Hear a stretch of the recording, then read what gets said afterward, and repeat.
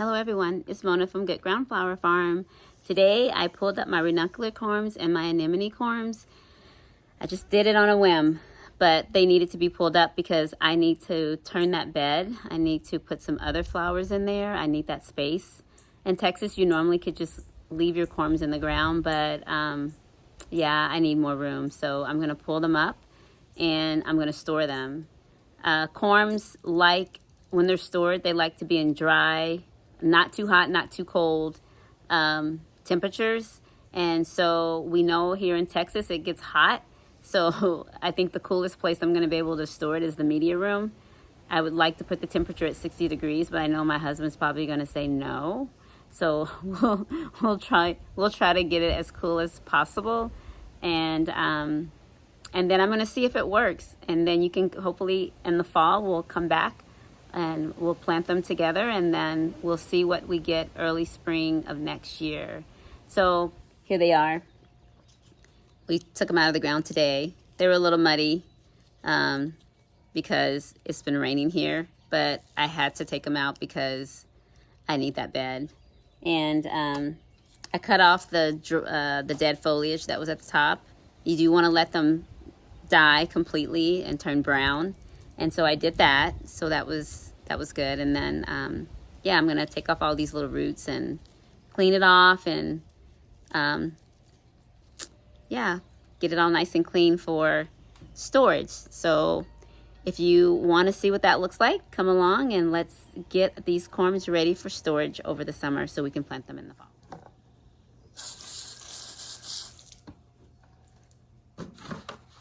I'm gonna put them in this tray. Bloop. And then I'm not gonna even try to separate them until after they dry. I feel like they'd be better to try to separate them after they dry. So I'm just gonna stick them all in this tray and give them some space to breathe as I put them in there. So yeah, we'll just keep on drying them off, or not drying them off. I'm sorry, spraying them off. As I almost fell over.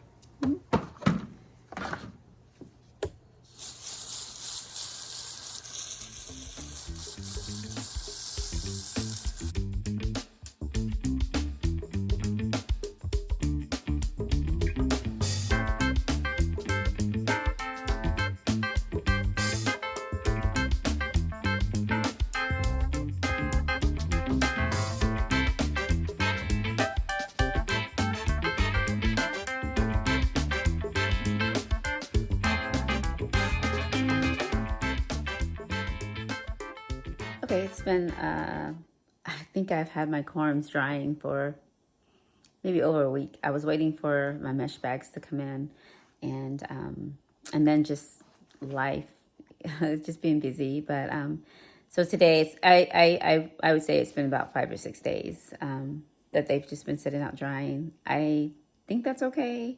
I know some people say like 2 to 3 days, so they should be completely dried out. I'm using some onion mesh bags. I just ordered some of those. Like I said, it's my first time, so I don't know how it's gonna go, but I'm just hoping that they'll stay dry and be ready to plant in the fall. I'm gonna be planting them probably in October, so that's what, about 6 months. 6 months that they'll be stored, and I'm gonna store them right here in this room, in my media room. I'm gonna keep the temperature in the 60s. So we'll see how that works. So here are the corms. They look pretty good, pretty dried out. They still have a lot of roots, kind of still connected. I was gonna cut them off, but I decided not to. I just thought I'll just keep them on. And yeah, they're doing pretty good. I could probably separate some of these to make more, which I do like about being able to do that, because I am getting more corms, or I'll have more ranunculus to plant than I did this year, which would give me more ranunculus, and so I'm excited about that. I'm just gonna try to see if I can break it apart with one hand, but I probably shouldn't do that. But here we go. Yeah, I am. See, so oops. So like, see how that breaks apart? So now instead of having one, there's two. So I can have 2 ranunculi, and I probably can break this apart even some more. So Yeah, I'm gonna just take these renuncs. I already put my anemones in a mesh bag. They're down here. So I already put those in the mesh bag, but I'm just gonna take these and put them in the bag and store them in this room.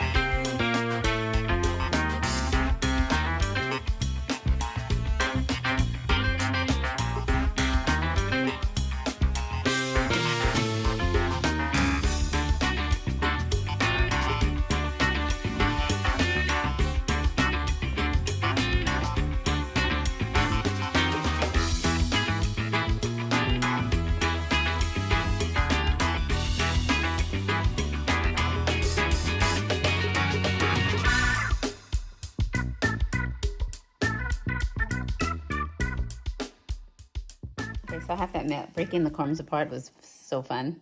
Um, I bought like 30 corms of each of the ranunculus that I grew this year, and I literally look at the bag like it's full of corms. So I should have counted, but I didn't. I'll have to go back and count and see like how much more.